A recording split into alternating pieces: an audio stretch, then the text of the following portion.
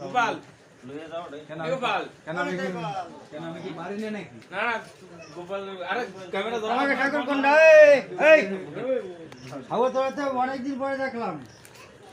কাকা একটু সাইড দাও না কাকা। ও কাকা একটু সাইড দাও না দেখি। ও বন্ধু একটু সর।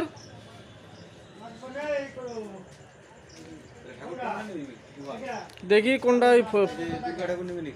ফটো করে পাঠাচ্ছি, দেখি যে ঠাকুরটা পছন্দ করবে।